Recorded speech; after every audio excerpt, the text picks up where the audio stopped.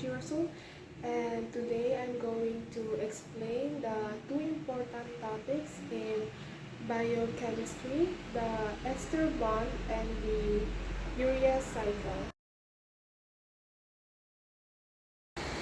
First of all, let's talk about ester bond.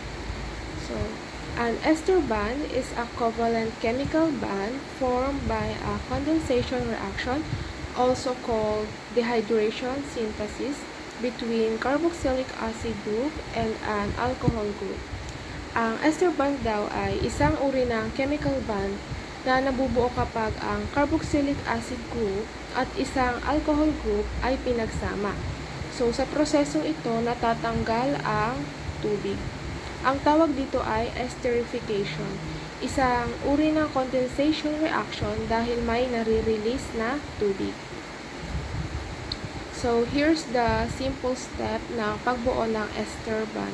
So, step 1, yung OH mula sa acid at yung H mula sa alcohol ay nagsasama. And step 2, nagiging tubig ang H2O, yung pinagsamang OH at H.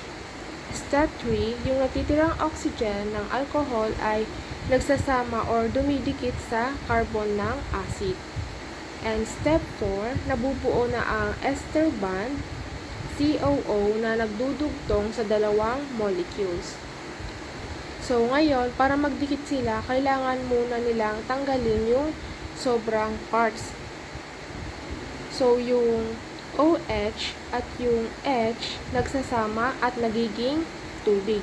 Tapos, natatanggal sa reaction. Kapag nawala na yung tubig, perfect na silang magdikit. Doon nabubuo yung ester bond. So, sa madaling paliwanag, kapag pinagsama ang acid at alcohol, matatanggal ang water. Tapos, nabubuo ang ester bond na siyang nagkokonekta sa kanila.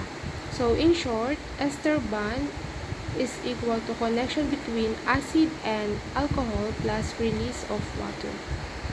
Now, let's talk about urea cycle. So, what is urea cycle? Urea cycle is a biochemical process that happens in the liver. Kapag nagbe-breakdown ang proteins or amino acid sa katawan natin, naglalabas ito ng ammonia. The problem is, ammonia is toxic. Kaya para hindi siya maging toxic sa katawan natin, kino-convert ito ng liver into a safer compound called urea. Urea is the safe form of ammonia in the liver. The toxic ammonia is converted into urea through the urea cycle. So, after that, yung urea ay dinadala ng dugo papunta sa kidney. At dito siya inilalabas sa urine, which is yung ihi natin. Kaya, simple lang. The urea cycle is body's natural way to detoxify ammonia and remove excess nitrogen. And now, let's talk about the step of the cycle. So, meron itong 5 step. Yung first 2 step, it happens in mitochondria, and the last 3 step is happen in cytoplasm. So, the first step is carbamoyl phosphate synthesis.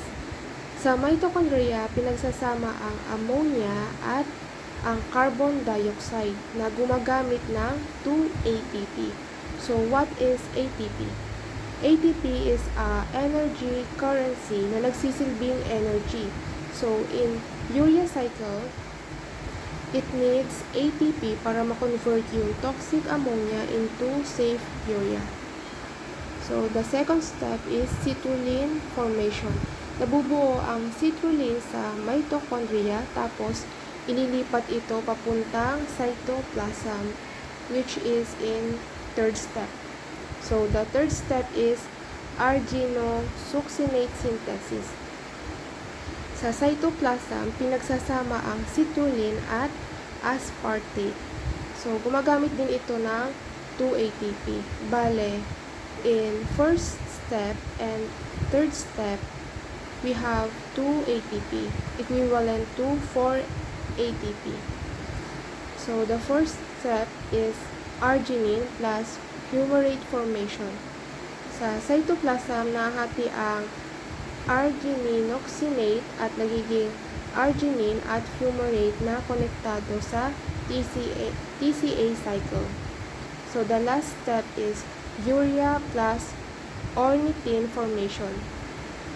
Sa cytoplasm, ang arginine ay hinahati para maging urea na inilalabas ng kidneys sa ihi at ornithine na babalik sa mitochondria para magsimula ulit ang cycle.